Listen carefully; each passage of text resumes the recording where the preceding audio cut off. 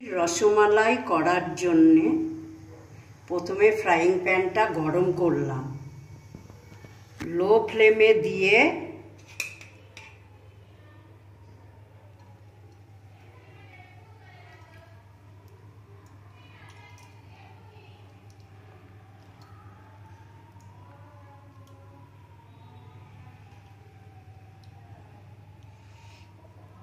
কিছুটা ঘি দিয়ে দিলাম। ঘিটা গরম হতে দিচ্ছি। সুজি ময়দাটা ঘিয়ে ভেজে নেব ভালো করে।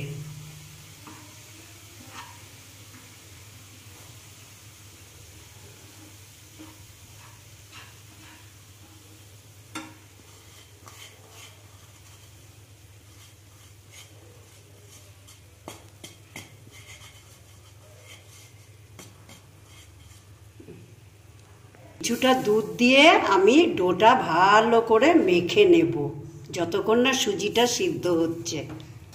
পুরোটাই ঢেলে দিলাম।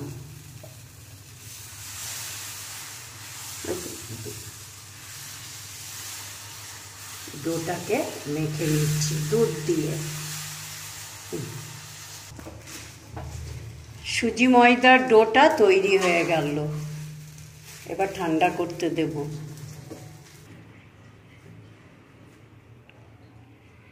সুজির ডোটা এইটুকু করে লেচি কেটে চেপে চেপে রেখে তারপরে দুই হাঁটুর তালুর মাঝখানে নিয়ে গোল করতে হবে।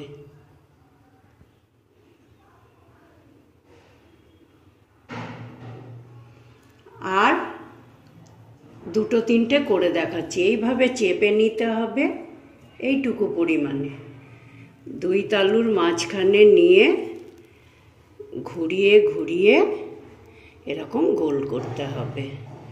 আর দুটোও দেখিয়ে দিচ্ছি। ভালো করে চেপে তারপরে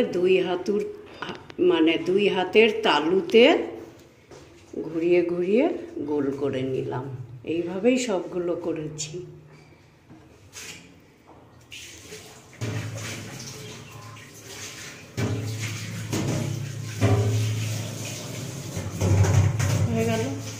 এই গোলাগুলো করার আগে আমি একটা জিনিস দিয়েছি, সেটা বলতে ভুলে গেছি।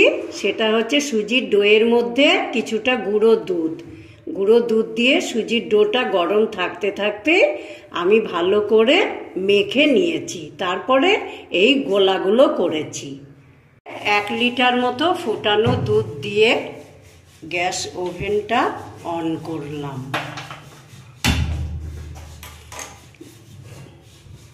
টকবক করে এর মধ্যে কয়েকটা এলাচের দানা ফেলে দিলাম। এই ফুটন্ত দুধের মাঝ বরাবর ছেড়ে দিচ্ছি।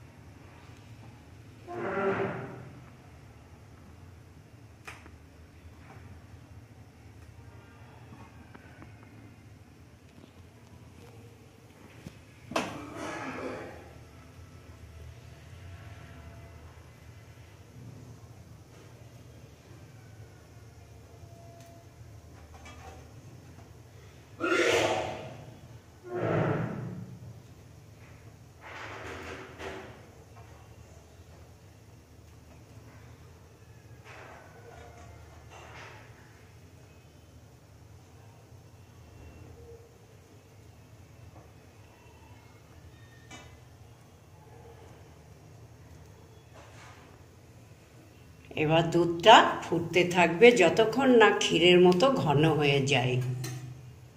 একটা কমে এসেছে, তাই এই এত পরিমাণে চিনি ঢেলে দিলাম।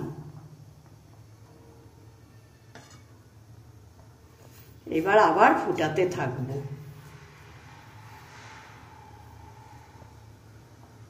করে একটু নেড়ে দিলাম।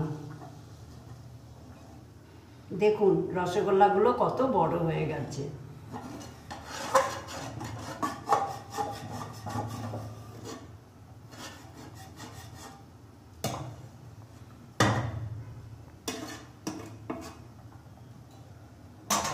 আমার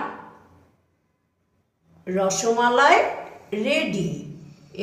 নামানোর পর কটা কেশর ছিটিয়ে দিলাম, দেখতে সুন্দর লাগবে বলে।